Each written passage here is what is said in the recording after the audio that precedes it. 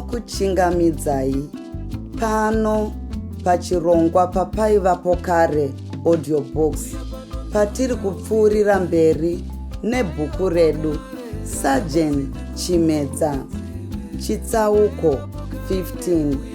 Zvakandishamisa kuti paiva navamwe vakanga vatomuka kare kare neusiku hwakadaro pandakasvika pavheranda remba yafilia Gwatiridza. Ndakatanga kunzwa mumhanzi wairirira kure, asi uchitapirira mundangariro nemumapfupa enhengo dzemuiri. Ndakazoti ndamboti mirei, ndipo pandakatanga kunzwa manzwi aibuda mumba. Rechirume rainge zingizi riri mumhango, nerechikadzi rainge kateketeke kari kuyeredza mugoronga riri kuseri kwechuru chemumundwa. Ndakachinzwa kakuwe pfachu. Ndakambofunga zvekuti nditange nekugogodza. Ndangariro yangu ikanditaurira kuti kurasa nguva.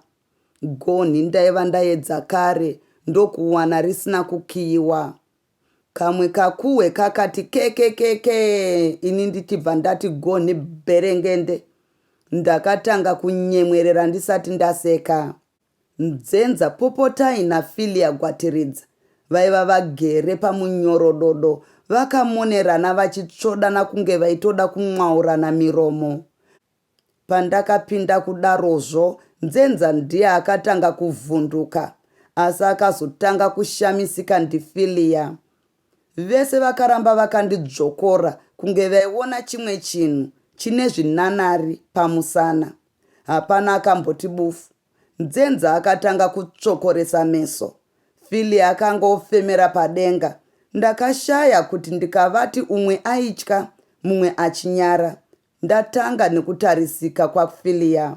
Ndakanyemwerera ndichibva ndati, yesi, muzvarwa Nzenza. Ndakadaro ndichigara pane umwe munyorododo waiva wakatarisana newawo. Ndakaenderera mberi ndoti, kanjani mbenembe mazuva ano? Hauna zvako kana shungu nemusikana?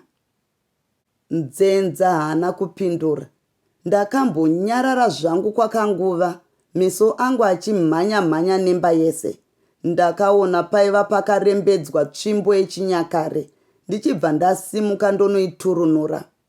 Ndakagara pakare panzvimbo yangu ndichigomera kunge ndaiva ndichangopedza kusimudza zvinorema. Ndakambopenengura tsvimbo iya kunge ndaida kuisoropodza. Ndapedza ndakazoti ndee kutarisa Filia. Ndakamunongedzera netsvimbo iya sezviya zvinoita sekuru vari kugovera pfuma kuvazukuru vachiti, yako iwe iyo, iwe iyo, iwewo iyo neyoyo. Ndakahotsira zvekutsvinya ndichibva ndati, nhai Filia iwe, iye Tabheti aikupfuvisa chaizvo kufara naNzenza nhai? Chimedza, uri kudei muno? Nzenza uyo. Kubvunza kwandakaita Filia ndiko kunenge kwakamupa mweya wekuti agone kutaura. Wakambenge wamusiya. Akati kwanyanu kunge aida kundinhamukira. Ndakaseka zvekunge ndaida kuti asvotwe achibva agara pasi pakare padivi paFilia. Akapamhidzazve, ndati uri kudei muno? Kwakanga kwangove kubvunza kwemunhu ane shungu dzekutaura asi asina shungu nezvaari kuita.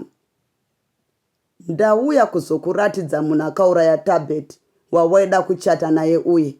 Handiti zuro zuva rovira pandakakuona paye wakati kana ndamuwana nditange ndaudza iwe, pasina mumwe andambotaurira. Handidi kungokuudza chete, ndinoda kuti ndinyatsokuratidza kuti uzvionere. Akauraya Tabheti ndiani? Filia uyo. Chibuda muno unopenga iwe. Tabheti akaurayiwa nemunhu here? Ndiko kusaka wainzi wakasvika kuhospitari kwandinosevenza nemhaka yekuti waida kubvunza zvinhu zvisina maturo nhai? Chibuda muno mumba mangu Unopenga iwe Chimedza. Ndakagara ndakunzwa nevanhu kuti ndangariro yako haina kukwana, wauya wakadhakwa here. Ndadhakwa nechita brandi yandanwa kupurasi kwako Filia.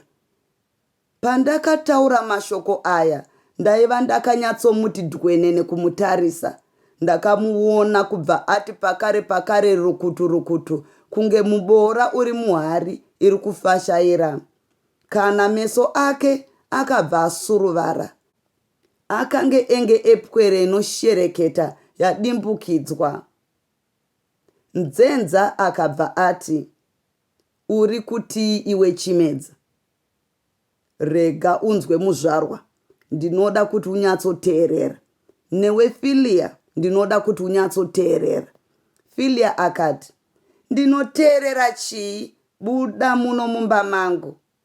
Zvakadai nerimwe gore, iwe Filia Gwatiridza. Tabet aida kuchata nemumwe mukomana ainzi Nzenza Popotai. Mumwe mukadzi ainzi Filia Gwatiridza ndokuita shanje nemhaka yekuti aidawo Nzenza uyu.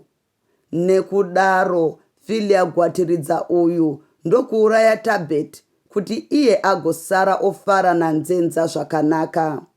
Tabet akaurayiwa zvake hongu, asi haana kuurayiwa pamusana peshanje dzandareva idzi dzega. Tabet akaurayiwa pamusana pezvimwe zvinhu zvaaiva aona. Tabet akaurayiwa newe iwe Filia Gwatiridza. Ndapedza kudaro, ndakatarisa Nzenza kutanga, aiva ashama muromo kunge hove yamedza chitupatupa. Ndakabva ndarwusimudzira. Iwe Filia wakauraya Tabet pamusana pezvimwe zvinhu zvaiva aona kupurazi yako. Tabet akambokusevenzera iwe Filia, uye pamazuva ekusevenzera iwayo aimbopota achinosvika kupurazi kwako. Pane mazuva iwayo ndipo paakaona kuti iwe unobika doro rinonzi chita brandi. Iye haana kuda kukuratidza kuti azviona, uye iwe hauna kumbofungira kuti azviona kuti ndizvo zviri kuitika papurazi yako. Chikonzero chacho ndechekuti maienda kupurazi yako uinaye, maingogumira pamba chete. Ndinoona kuti nemumwe musi Tabet akapinda nemumunda wemagirepi achibva azoerekana asvika panzvimbo yamunobikira doro renyu, asi iwe hauna kuzviziva. Kana zvisiri izvozvo, ndinoona kuti Tabet uyu akanzwa nemumwe muchinda anosevenza munogadzirwa doro racho achibva arumwa nzeve, asi haana zvake kukutaurira kuti pane zvaaiva aona. Iwe Filia wakazoona kuti Tabet akaramba achikusevenzera aizopedzesera aona zvakanga zvichiitika papurazi yako uchibva wamuburitsa basa. Zvekuti Tabet akabuda basa ega kumba kwako kuno ndezvekunyepa. Tabet akabuda zvake basa, asi haana kumbokutaurira kuti zvacho zvawaisada kuti azoona kupurazi yako aiva atozviona kare. Iwe wakambosara uchifunga kuti wagara pamusoro pegomo paunoona kunoenda rukova rurefu. Mumwe musi Tabet akazokutaurira zvese zvaiva aona papurazi yako, asi akanga asisa kusevenzere. Iwe wakamunyengetedza kuti asazviburitse. Wakamutengera bhasikoro, wakamutengera mbatya, wakamupa mari zhinji uchibva wamutsvagira basa pafakitori yejamu. Pane vanhu vaunonzwanana navo pamunotengesa magirepi amunorima kupurazi yenyu, Sister Filia Gwatiridza. Zvese izvi waizviitira kuna Tabet kuti agare akafara asazoburitsa zvaiva aona kune vamwe vanhu vekunze. Pawakamuitira zvese izvi, iye zvakamufadzawo achibva avimbisa kusona muromo wake. Chakazokanganisika chinhu chimwe chete. Iwe Filia wakabva watanga kuyeva muchinda uyu Nzenza Popotai. Iye Nzenza uyu neunzenza hwake akabva akupfimba iwe uchibva wamuda semunhu wakanga wagara uchidana kare. Tabet akakuona makagumbatirana mumwe musi waiva uya kuzokuona iwe Filia. Imi hamuna kumuona nekuti maiva mubasa kuyemurana nekuyemerana. Iye akabva adzokera neshure achibva anotaurira mukoma wake mai Matichaya kuti zvaiva aona kuno kumba kwako Filia zvaiva zvamugumbura. Haana zvake kuburitsa kumukoma wake chaicho chaiva chakugumbura, asi mumwoyo make zvakaramba zvichimurwadza.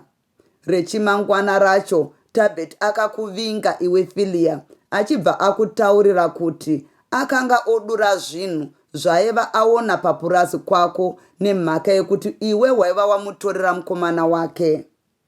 Iwe wakamunyengetedza ukaedza kumupa mari akairamba. Tabet aida mukomana wake zvechokwadi. Wakamuvimbisa kuti waibva waguma musangano nanzenza uyu. Tabet akakutendera kuti waitaura chokwadi, achibva ambonyarara zvake achida kuona kuti waizoita zvawaiva wareva here. Iye aikunyarawo uye aikunzwira tsitsi sevanhu mainzwana uye waiva wambomuitira zvakanaka. Iwe wakabva wati wamuwanira papi pano. Mumwe musi wakamutora nemotokari yako kumba kwake uchiti wainomusvitsa kubasa kwake kufekitari yejamu. Semunhu waigaro mutakura hapana chaakafungira, asi iwe waiva wagadzirira tunhu twako. Waizviziva kuti kana Tabet achienda kubasa anotakura zvekudya zvake mugaba. Makabva mese kumba kwaTabet zvakanakisa. Munzira mukaona mai Chitokwaradzima muchibva mavatakura kuenda kudhorobha kwavaida kuenda. Iwe Filia, kusvika kwawakaita paposito iri muna Kingsway, wakatuma Tabet kuti akutengere zvitambi iwe uchiti waida kurova runhare. Pakapinda Tabet namai Chitokwaradzima muposito ndipo pawakadzokera pawaiva wasiya motokari yako uchibva wasvikonyunyurudza nduru mugaba raiva nezvekudya zvaTabet. Uchibva wadzokera pawainyepedzera kuda kurova runhare womirira vaiva vapinda muposito ava. Mai Chitokwaradzima naTabet pavakazobuda muposito vakakuwana iwo wotenga bepa nhau uchibva wavataurira kuti wakanga usisade kurova runhare. Wakanga wamira nguva yakadii yaungati waiva waneta nekungomirira. Kumba kwako kuno waiva wabvako, asi nemhaka yei usina kunge warova runhare uchiri kuno?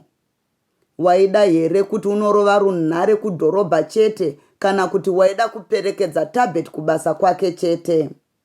Wakatumirei Tabet kuti akutengere zvitambi, iwe waida kurova runhare pakamba kenhare kari pamusuo peposito pakare. Zvawaiva waona kuti paiva nevamwe vanhu vaidawo kurova nhare vaivepo kare, waitadza here kutanga watenga zvitambi zvako uchizodzoka worova runhare? Iye Tabet aiva shamwari yako yawaida zvakadii, wekuti waigona kumuperekedza kubasa nemotokari yako mazuva ese pasina chimwe chaanokupa. Kuita kwako ikoku ndiko kunoratidza kuti panguva yese iyi pane zvimwe zvawaivavarira kuna Tabet iwe Filia. Mai Chitokwaradzima pavakazoenda kwavakaenda, iwe wakazonosvitsa Tabet kubasa kwake, asi wakanga watomugadzira kare. Akazodya kudya kwawaiva warunga kuya ave kubasa kwake, mwana wevaredzi achibva afa. Iwe pawakazvinzwa ukafara kuti zvinhu zviya zvazoitika. Wakafarira zvinhu zviviri. Nzenza popotai uyu akanga ave wako zvachose. Tabet akanga achiziva nezvechita brandi akanga apfuura. Ichokwadi kuti gonye rikafa matanda anosekerera. Asi iwe Filia hauna kuzvibvunza mubvunzo wekuti gonye iri raita mufiroi. Ungabvume zvako kuti matanda anga asina mufaro pamusana pegonye ranga richiamunya. Musi unoti motobari, matanda aya anobata moto achiti anoda kukaurisa gonye. Ribva ratsva kuti rototo.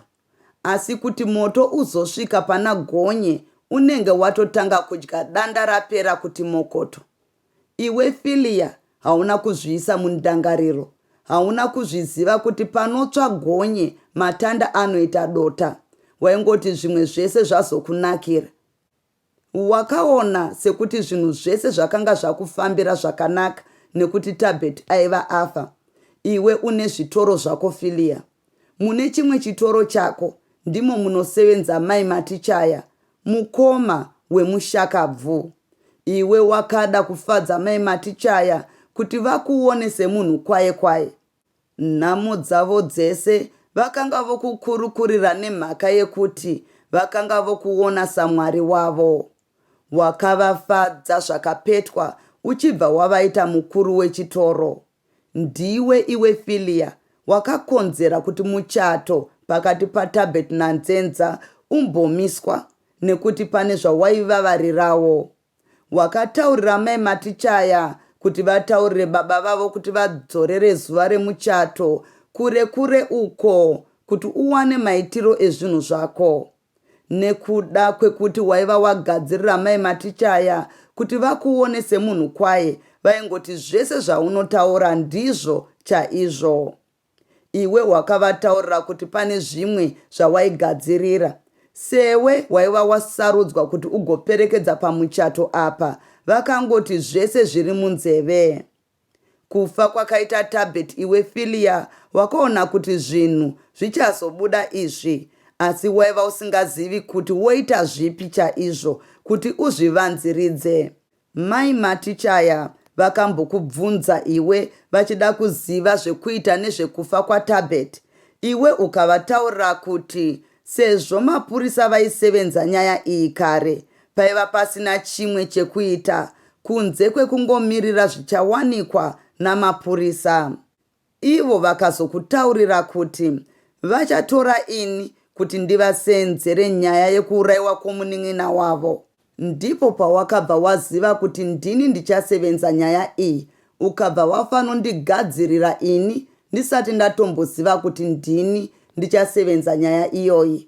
Dai uchiri kurangarira mumwe musi, iko zvino ndingati kwapera masvondo mana.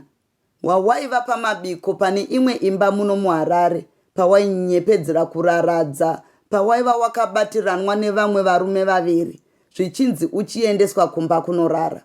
Makanga mazvironga kare kuti muchakumbira motokari yangu nekuti pane zvamaida kwandiri, moziva kuti ndini ndichasevenza nyaya yekuurayiwa kwaTabet.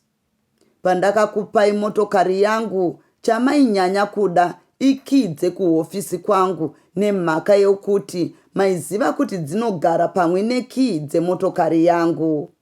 Ndiwoyo musi wamakanochekesa kii dzinopindirana nedzangu. Makazokanganisa pamwe chete nekuti murume uya akanga andikumbira motokari pakudzoka akakanganwa pakiti yemachipisi mumotokari mangu. Pakiti iyi yemachipisi yaiva yakanyorwa kunzi Goni Restaurant. Nezuro mangwanani ndakaona panogadzirwa makii endudzi dzese neimwe misha inogara padzimba dziri padenga peGoni Restaurant. Ndakabva ndangoziva nyaya yese. Dai murume akandikumbira motokari uyu asina kukanganwa pakiti yemachipisi mumotokari, kana nanhasi ndingadai ndisingazive kuti mumahofisi angu maipinda sei. Kana motokari yangu yamakanoba kugaraji, ndingadai ndisingazive kuti mabasa ako iwe Filia. Ndiwe waituma vanhu vako kuita izvozvo. Ndiwezve wakatuma munhu wako kunoba mbatya dzangu kudry cleaner. Nguva yese vanhu vako vanga vachindiongorora mafambiro angu ini ndisingazive kuti kunei. Ndiwe wakatuma muchinda akandiona muchisipiti achibva anyepera kuda kundipa basa. Pakutanga ndakafunga kuti ainyepedzera kuti andipe basa, kuti andirase, kuti awane nguva yekuronga mamwe mazano. Asi iye zvino ndave kuziva kuti aida kundipa basa zvechokwadi. Chete basa racho raida kundipinza mungozi kechipiri. Iwe Filia ndiwe wakatuma vanhu vako kuti vanamire kapepa pamusuwe wehofisi yangu. Waisada kuti vanhu vafunge kuti ndaiva ndambomira kusevenza zvechokwadi, asi chawaida kuti undiyambire kuti ndirege kuita basa rangu. Pfuvisi ndiye wawakatuma kunamira kapepa pamusuwo yehofisi yangu. Pfuvisi uyu haanei nezvizhinji, asi makamutuma mabasa akawanda. Maiziva kuti baba vake vane zvitoro, saka iye aizivana navanhu vazhinji vane mabhizimisi nezvitoro. Ndiye aifamba achishambadza doro renyu rechita brandi kuvanhu ava muchivande. Maimupa mari yakawanda, saka haiona mungozi mamaimutenhera zuva nezuva. Iye zvino manga moda kumuuraya nemhaka yokuti basa ramaimudira anga aita rese. Akangoziva zvimwe zvinhu, saka aifanira kupfuudzwa. Ndiko kusaka maida kundipa basa rekuenda kuKaribha. Pfuvisi maiva mamuti aende ikoko zvakare kuti anoona mumwe munhu pane imwe nzvimbo. Munhu wacho waainoona ndini. Pane vanhu vamainge maronga kuti kana vasvika panzvimbo iyi vaisvikoona Pfuvisi aneni vobva vamuuraya. Ini ndaibva ndabatwa nemhaka mbiri musi mumwe chete. Imwe yanga yakarongwa kuno nechekare. Ini kuramba kwandakaita kuenda kuKaribha makabva mataurira kuti Pfuvisi achirega zvake kuendako. Iwe Filia, ndiwe wakatuma vanhu vako kuti vateye muhofisi mangu nemuchina unotora mazwi. Muchina uyu waiva mubasement yeBrighton House, mumahofisi akanyorwa kunzi Management Creations. Ndimo imomo mamunochengetera doro renyu rechita brand. Hamuchengetwe mabhuku sezvakanyorwapo. Iwe zveFilia, ndiwe une vanhu vakatuma mumwe murume kuti andiigire bhotoro rechita brand richibva mumanagement creations umu. Maida kuti ndinwe ndife nemhaka yokuti makafunga kuti nekuramba kuenda kwandakaita kuKaribha ndaiva ndoziva zvinhu zvese, saka maisada kuti ndizviburitse. Kwete, hapana chandaiva ndoti ndoziva paya. Kuvhundukira kwenyu ndiko kwakazondituma kuti ndifunge nekufungira nekuzoziva zvimwe zvinhu. Vanhu vako iwe Filia ndivo vakandirovera runhare nechitanhatu ndiri muhofisi mangu vachinyepera kuti vaiva vepa amai guru Tamari Taxis. Vaiva vaziva kuti ndinoda tekisi pandaiva ndatanga kuridza runhare kuamai guru Tamari, muchina uya uchitapa zvese zvandaitaura. Pane zvamaiva mandirongera dai ndakazokwanisa kubuda muhofisi mangu panguva iyoyo. Iwe Filia, ndiwe waiva pabasa musi wakabiwa chitunha chaDr. Dekenye. Ndiwe wakanoba kii dzekumochari ukapa vanhu vako kuti vabe chitunha chinopiswa musango.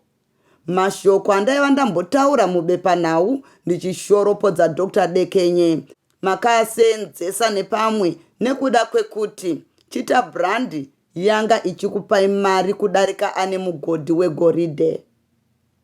Manga musisazese kuti zvamave kuita zvine hunhu here kana kuti kwete. Makafunga kuti mukapisa chitunha ichi mapurisa nevamwe vanhu vese vaibva vafungira kuti ndini ndaita izvi. Kana zvadaro ini ndoenda kujeri, imi mosara muchiwana mazimari nechita brandi yenyu. Zvechitunha chaDr. Dekenye handizvo zvamakabira mbatya dzangu kudry cleaner nemotokari yangu yamakatora kugaraji. Motokari nembatya maida kuzvisevenzesa pabasa rekuKaribha kwamaida kunoponda Pfuvisi. Kana mapepa makaba muhofisi mangu maida kuasevenzesa pamabasa aya kuti zvinhu zvese zvibve zvandinanga. Zvekubiwa kwechitunha chavaDekenye ichi maiva musina kuzvironga nemhaka yekuti maiva musina kuziva kuti vachafa pamakaba motokari yangu, mapepa angu nembatya dzangu. Makatozvibatirawo pamusoro maona kuti zvaigona kushanda zvakadzama. Mapurisa akanonoka kuzonditora mukabofunga kuti zano rekuba chitunha chavaDekenye raiva rashaya basa. Ndiko maive mafungisa kuenderera mberi nezano renyu rakare rekuda kundiendesa kuKaribha kwamaida kunoponda Pfuvisi. dai ndakabvuma kuenda dzaizondipotsa dzese dziri mbiri here nepai uyezve maiva maisa mwoyo wechitunha chavadekenye muhofisi mangu uri mugaba raive nemvura. Zvese izvi maizviita kuti vanhu vese kana vonzwa zvakadai zvobuda vabva vandiona sechigevhenga chemunhu chaicho. Zvinondishamisa kuti munhu akaita sewefilia akasiyirwa upfumi hwakawanda nababa vako, uye munhu unoita basa rakaita serako iri unoita zvese zvakadai nepamusana pekuda kupfuma nenzira dzisina kunaka. Unganditaurire here chikonzero chawakazviitira?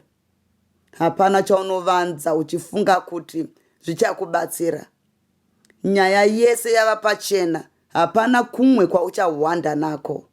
Ndinoda kutora nguva ino to appreciate our members, masubscribers edu, nemi vateereri. Ndoda kuzivisa vagari vemuAmerica kuti kana muine hama neshamwari dzava kuda kudzokera kuZimbabwe, hungave urwere, kungave kukura kana kushayiwa wavanofamba naye, get in touch nesu paemail yedu paivapo kare @gmail.com.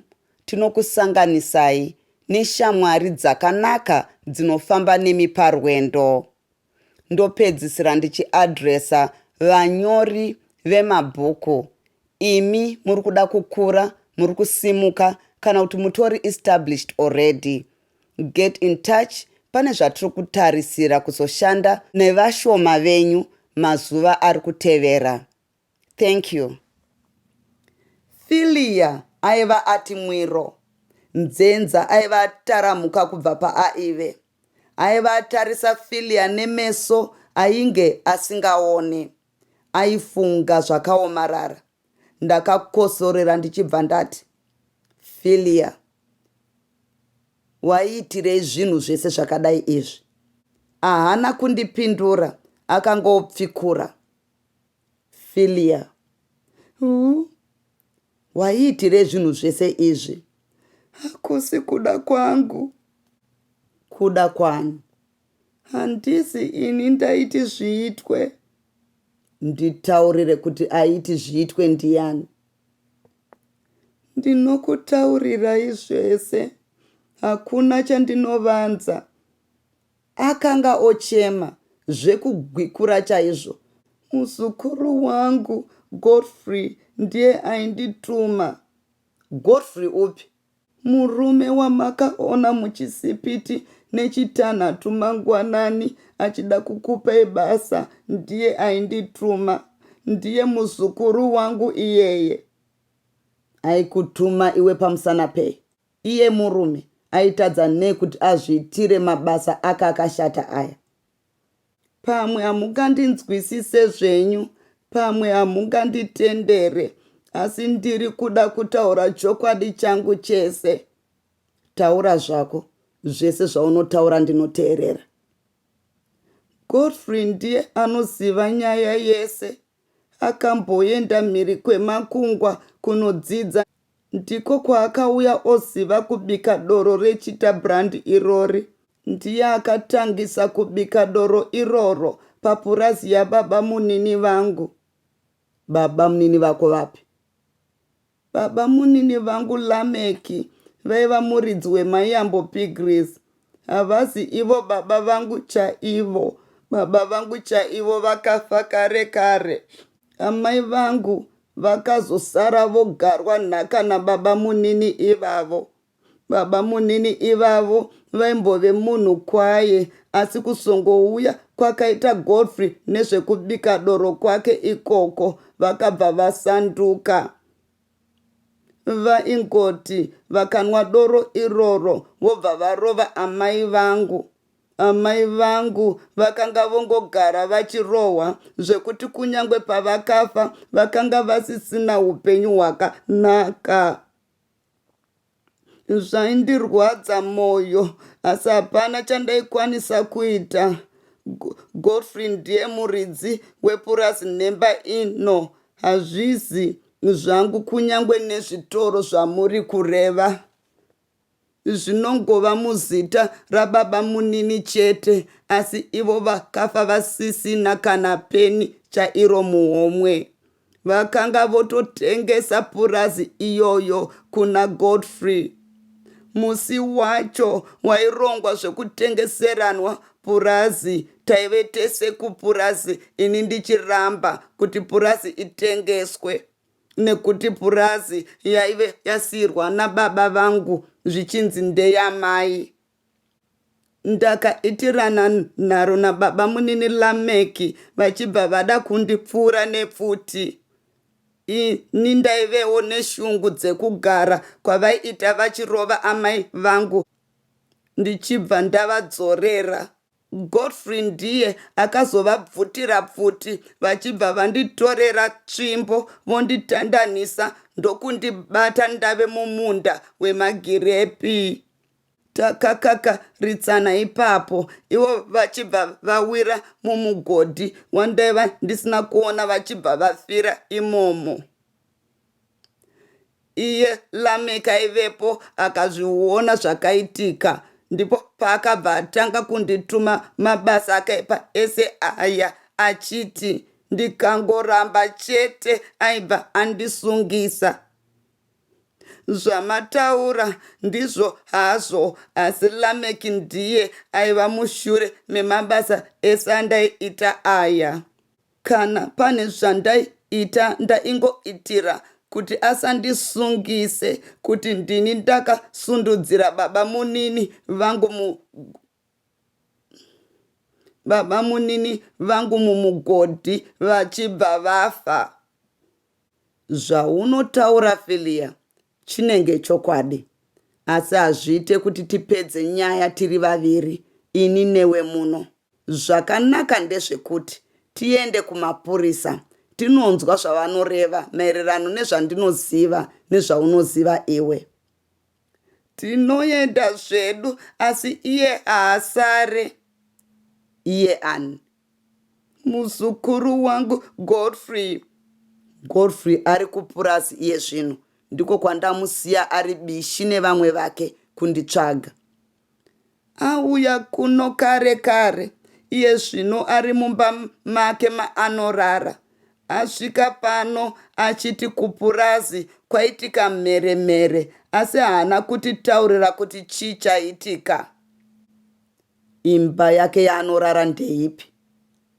Uya indikuratidzei. Godfrey aiva akazvirembedza mumba mairara.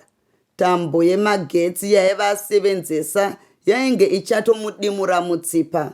Aiva asiya anyorowo mashoko akati aipindirana nezvimwe zvandaiva ndataurirwa naFilia Gwatiridza.